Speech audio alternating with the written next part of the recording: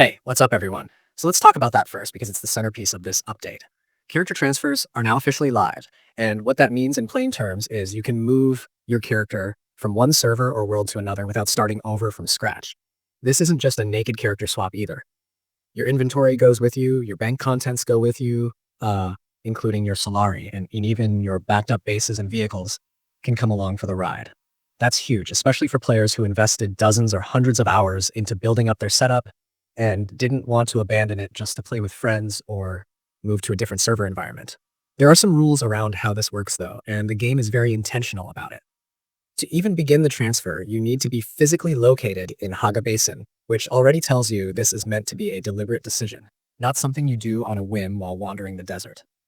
You initiate the process either through the server browser or directly from the system menu in-game. And once you start, the game walks you through exactly what will and won't make the jump with you. One important thing to understand is that transfers require a token. You start with one automatically, and after you use it, another one won't become available until 7 days later. That cooldown alone adds weight to the decision, and on top of that, transfers are final. If you move and then regret it, you can't just snap back instantly. You'd need another transfer token and another wait period, which makes it clear the developers want this to be a meaningful choice rather than something you abuse to hop around constantly. When you actually confirm the transfer, the game doesn't just take your word for it. It shows you a list of key items that won't survive the move, and you have to manually type in confirmation text before it lets you proceed. It's one of those safety steps that might feel annoying in the moment, but it's clearly there to prevent those rage-inducing, I didn't realize that would be deleted situations. If something goes wrong technically during the transfer, the system will either complete it automatically or roll it back. And while your character is marked as being in transfer, you can't initiate another one on the same account. Once you arrive on the new server, your character spawns at Griffin's Reach in Haga Basin, giving everyone a consistent and predictable starting point post-transfer. That consistency matters, especially when players are coordinating moves with friends or clans.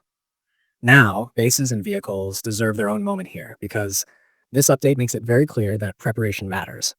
If you don't back up your bases using the base reconstruction tool before transferring, they stay behind, period. You can store up to 3 base backups, and the game strongly nudges you to make use of that. Vehicles work the same way with the vehicle backup tool. And if you've got something too large to back up, the expectation is that you disassemble it and store the parts safely before leaving. This keeps the system clean and avoids weird edge cases where massive structures or vehicles cause problems during a transfer.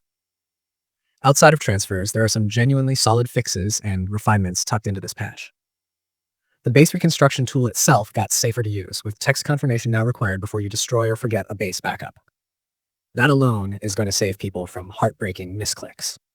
The UI around that tool was also adjusted, with clearer labels and better button placement, which sounds small but makes a big difference when you're juggling multiple backups. On the technical side, crafting got a nice fix where canceling large queues no longer causes resource drops, which should feel a lot better for anyone doing bulk production. Carrier cargo containers now handle sandstorms more reliably, base placement issues near no-build zones and vertical blocking volumes have been addressed, and there's even a fix for a bug where harnessed vehicles wouldn't appear correctly when returning to Haga Basin via ornithopter transport. None of these are flashy, but they smooth out friction points players have been running into for a while. Altogether, this update feels like a statement about stability and player freedom. It's not trying to overwhelm you with new systems stacked on top of each other, but instead it refines what's already there and adds one major feature that opens up how and where you can play.